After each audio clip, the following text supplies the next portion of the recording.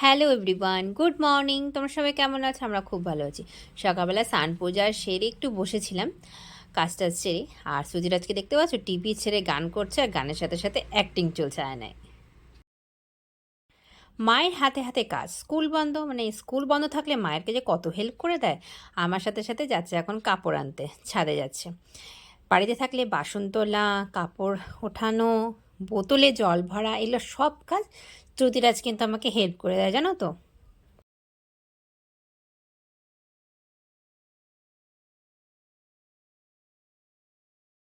আজ ওয়েদারটা একটু মেঘলা মেঘলা ছিল, বেশ মানে ভালো লাগছিল, অনেক দিন পরে একটু শান্তি পেলাম।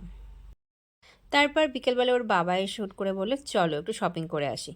তো প্রথমে আমরা চলে আসছিলাম ট্রেন্ডসে। ছেলে আর বাবা মিলে আমার জামা দেখছিল, কিন্তু আমার ট্রেন্ডসের কোনো কালেকশনই ভালো লাগে না। ট্রেন্ডসের কালেকশন অবশ্যই ভালো, কিন্তু আমার না পরতে ইচ্ছা করে না, মানে কি সবাই একই জিনিস পরবে, এটা আমার একটা মানে বাজে জিনিস বলতে পারো। কার কার এটা আছে কমেন্ট করে কিন্তু জানিও। তারপর অনেক জোরাজুরির পরও ছেলে বাবা দুইজন মিলে আমাকে চয়েস করে দিচ্ছিল, তবু আমি এখানে কিছুই কিনি, অন্য জায়গার থেকেই শপিং করলাম।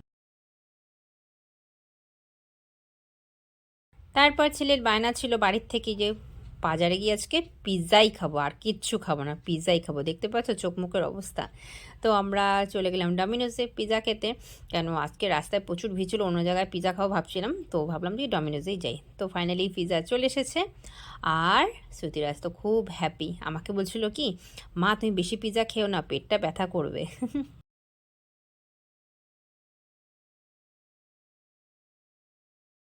বাবা এবার আমাদের সাথে নেই, মানে আমার শ্বশুরমশাই প্রথম মহালয়াতে আমাদের সাথে নেই, তো মনটা ঠিক নেই, তাই পিকনিক খাওয়া হচ্ছে আমাদের এবার হচ্ছে না। তবুও কাকিমা, মানে বন্ধু কাকিমা, ছেলের বন্ধু বলে, ওই কাকিমা আমাদের ইনভাইট করেছিল। তো পোলাও মাংস দেখতেই পাচ্ছ, অনেক আইটেম রান্না করেছে, আর দারুণ স্বাদের হয়েছিল। আর রান্নাগুলো করেছে কাকু কাকিমা দুইজনে মিলে। আর ছিল পুঁই পাতার পকোড়া, খুব টেস্ট ছিল, দই কাতল ছিল, মাংস ছিল, আর পোলাও। তো শ্রুতিরাজের টিচার, মানে রিয়া দিদি, শ্রুতিরাজের রিয়া দিদি, তো শ্রুতিরাজের জন্য অনেক কিছু আনে। তো এবার মহালয়াতে সন্ধ্যাবেলা নিয়ে এসেছে ওর জন্য অনেকগুলো টর্চ লাইট, তুবড়ি, অনেকগুলো নিয়ে এসেছে। তো শ্রুতিরাজ তো ভয় পায়, দেখলাম এবার হাতে ধরেছে রিয়ার পাল্লায় পড়ে। তো সন্ধ্যাবেলা এসবই চলছিল। এবছর তো আমাদের বোম টোম ফাটানো একদমই বারণ, মানে এবার আমরা কেউই কিছু করব না, কিন্তু ও তো ছোটো মানুষ, আর ওর জন্য গিফট এনেছে, সেটা তো করাই যায়। এটাতে খারাপের কিছু নেই, আমরা তো কিছুই করছি না। তাই আমি জাস্ট একটু ভিডিওটাই করলাম।